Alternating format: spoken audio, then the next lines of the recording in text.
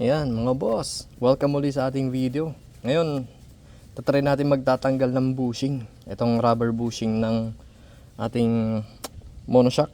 Ito, gamit itong DIY natin. Ito, PVC lang ang ginawa ko. DIY lang. Mahal kasi yung paggawa eh. Tsaka hindi ako makakita ng tubo na bakal. Ayan, so ito PVC lang siya. Pero tingin ko matigas. At tingin ko siguro kaya. Ngayon tatry lang natin kung talagang kaya ba ito. So let's go. Gawin na natin. Sana umubra. So ang gagawin natin ito. Dapat ito yung gagawin nyo kung gusto nyo magkaroon ng DIY din. Dapat ito papasok tong kwan niya. Yung diameter niya pasok. Ayan kung makikita nyo. Buti naka POV camera tayo. Ayan o. Makikita nyo. Ayan, pasok yan. Bale, ito ay M10. At ito yung pasok dito. So, lahat naman dyan ng ihi natin, M10 ang gamit. So, kung gagawa kayo ng DIY na ganito rin na rin gayahin nyo. Yan, tsaka ma-washer lang. Importante ay mapipigilan yan. Ayan. Kasi dito papasok yung bushing na tatanggalin natin. Yan. So, pagka lapat na natin yan, ang susunod natin yung mga washer. At paalala lang, ang kunin yung mga washer ay yung ganito. Yung sing diameter din ng bushing na tatanggalin nyo. Ayan, yan. Yan. Dapat papasok siya dyan. Yan guys. Yan. So nakikita ko same diameter lang din naman yan eh.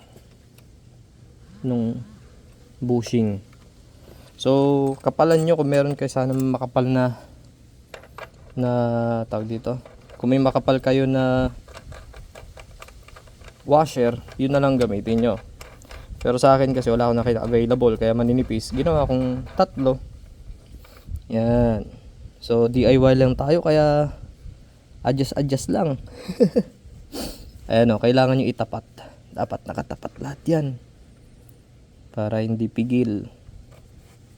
Yan. Yan, bago kayo maghigpit. Yan, so tara, tanggalin na natin. Sana sumama. So, all set. Try na nating baklasin.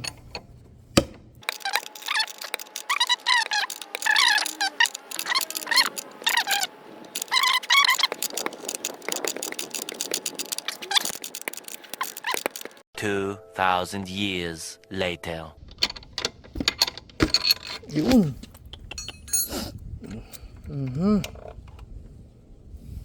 Yun guys. Successful yung DIY natin. Kahit PVC lang, okay. Yun o, napakalinis. First bushing, natanggal na. Sabi ko na eh. Ngayon, maglalagay naman tayo ng bushing. Oo, lalagay natin yung bago. So, ibang kon naman, technique. Pero parang ganun na rin. Ayun o, kita nyo may sira-sira na siya. Medyo okay. Hindi na okay. Ayun o. Kita sa video, yan. May punit na siya sa loob. So, ito ipapalit natin. Yan, bago. Siyempre, stock lang tayo guys.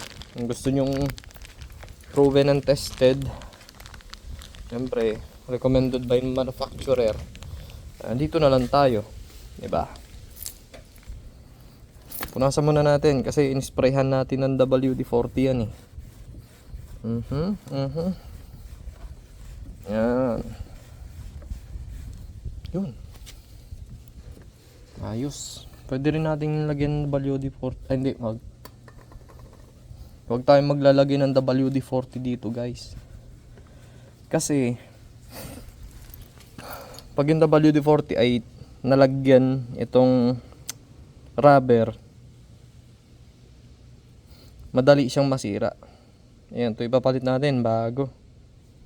Ang pagkakabit natin dito, okay lang kahit na yung washer ay hindi tugma. Kasi ang gagawin natin ay panulak lang naman. Yan. So ang gagawin natin, Ito. Pasok lang natin yan. Yan. Ating stopper doon sa likod. Ngayon, kung ilalagay natin na bushing ay tapat natin. Kailangan tapat na tapat. Pagkatapos washer na. Bahala na kayo kahit maraming washer. Walang problema yan. Ang mahalaga ay even niyang maitutulak yung bushing natin papasok.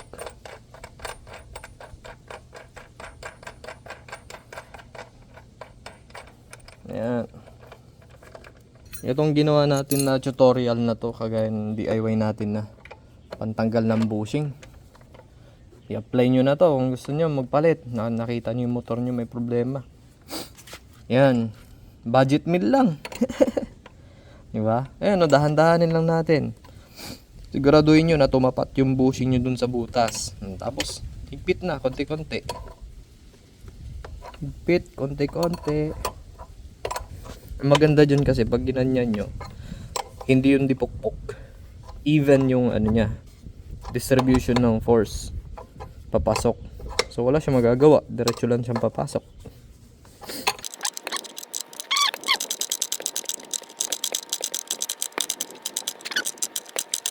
Pag nakita nyo guys na lumapat na yan, yung washer na dulo, yan.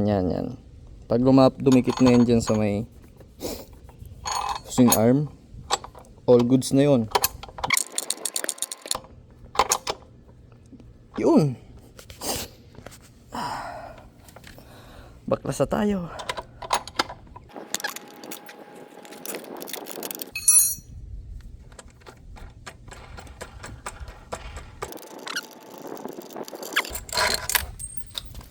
Parang walang nangyari oh.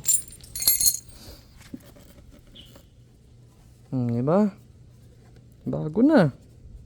Parang walang nangyari. Maskip. So ayun guys. So ito yung DIY natin. Ang gastos lang natin dito ay 100. Bili-bili lang tayo ng washer. Kung iba yung motor nyo, suggestion ko lang, tingin kayo ng mga washer na kasya dun sa inyong bushing.